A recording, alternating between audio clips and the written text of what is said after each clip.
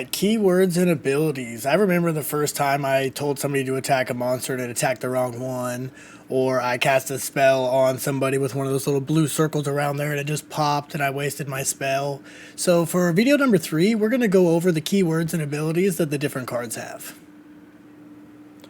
Okay, here is the list of keywords that you'll see through the cards.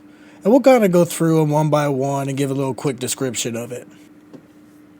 We'll start off with ability. I know I've been in a game and all my creatures' health keeps getting set to 2, or I keep getting random damage done to me, or just things kept happening every turn. I just couldn't figure out where they were coming from.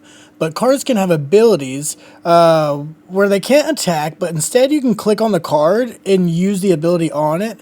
So for an example, this card here on the screen, every turn you can click on it and you can actually set another creature's health to 2. Afterlife is going to be what happens whenever your person dies, right before it enters the void. I use the pallbearer here to kind of emphasize the before it enters the void, because the pallbearer will actually summon another creature with Afterlife from the void. And if it happens after they went to the void, that could just kind of repeat over and over and over again. So Afterlife is going to happen after the creature dies, kind of in between the stage where it dies and then goes to the void. Alright, we have to do it. Let's bring up the porcupine. Armor is going to reduce each instance of damage by the amount of armor that you have. So the porcupine is going to have 4 armor and 1 health. So what that means is anything that you hit the porcupine with that is 4 or less is going to go towards the armor. So you have to hit it with at least a 5 in order to get to its health. Let's pull this guy back up on the screen and look at the other half of his card. So he has backline. Backline basically means they can't be targeted for attacks as long as there's other creatures that they can attack. So as long as you have any other monsters out on the field that can be attacked, they have to attack them before they will attack the creatures with backline. We've all been in a game and trying to run numbers to see if we think our opponent can pull something from the sanctum, and we're almost positive that they couldn't. The next thing you know, they play something with Blessed and their favor goes up. So whenever you play Blessed, a card with Blessed, you can actually delve from a list of favor and sanctum related effects. That's going to be whenever the 3 cards pop up on your screen and give you a choice to choose one of the 3. And most of the time they'll actually let you gain favor or have the opponent lose favor or something along those lines. The first time I remember Blitz was when I got attacked round 1 by Vanguard Axewoman. So Blitz is going to be where as soon as you play a card, you're going to be able to attack enemy creatures on the same turn. We've all been in panic mode where we've seen the little fire emblem at the bottom of our card, and we have some creatures that are just constantly losing health every turn and we don't know what happened. So that's probably going to be Burn. Burn is wherever a creature takes damage every turn at the end of the controller's turn. If you guys have watched any of the streams at all, you have seen my love-hate with confusion. So if your animal's confused, it actually has a 50% chance to not hit the character that you told it to and just attack somebody random. So most of your confusion is going to be typically in like your nature decks or something, but whenever you tell it to attack a creature, there's a 50% chance that it goes and attacks something different. Have you ever had somebody with 10 health get attacked with somebody with 1 health and they just die and you have no idea what's happening? That one was probably Deadly. So Deadly is going to be, if you attack somebody with Deadly, it'll destroy them no matter what, as long as it deals at least 1 damage to the health. Alright, Flanked is going to be, I want to say it's like a little boot or something that pops up right at the bottom center of your card after somebody attacks in the game.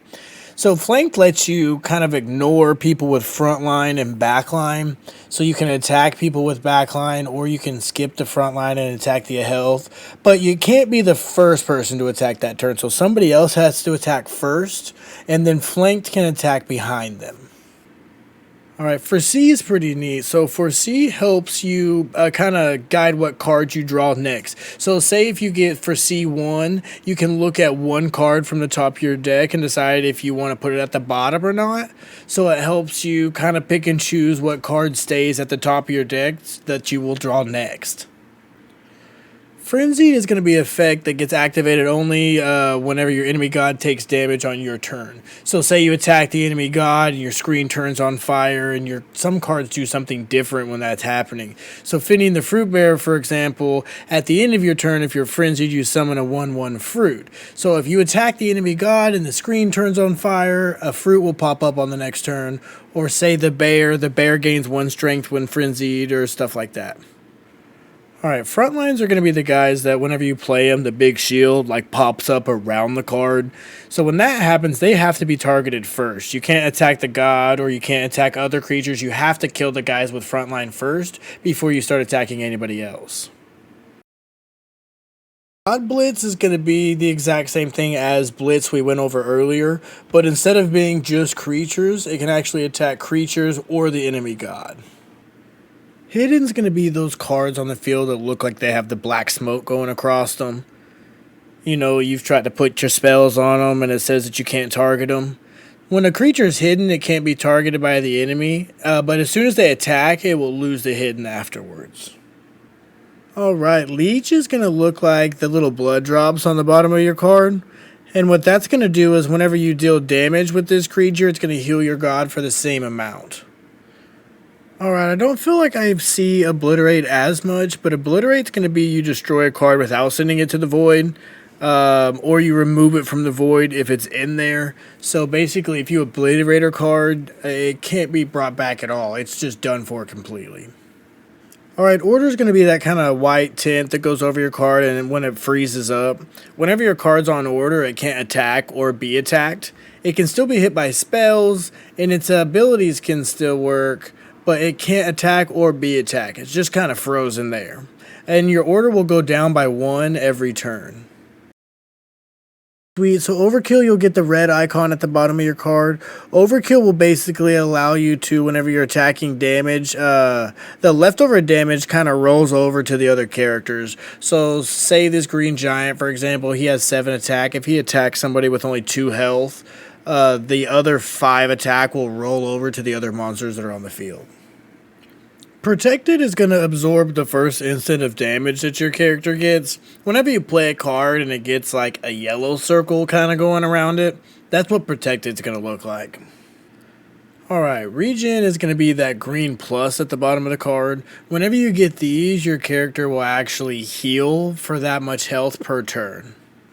Roar is a super common word. So roar is like a trigger word.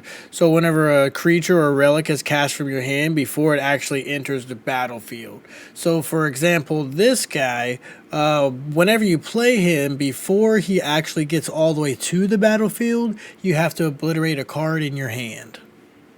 Sleep is pretty easy to guess. You'll see the little Z's coming up from your card. So when your creature's asleep, it's unable to attack or use its ability, but at the end of your turn, they will wake up.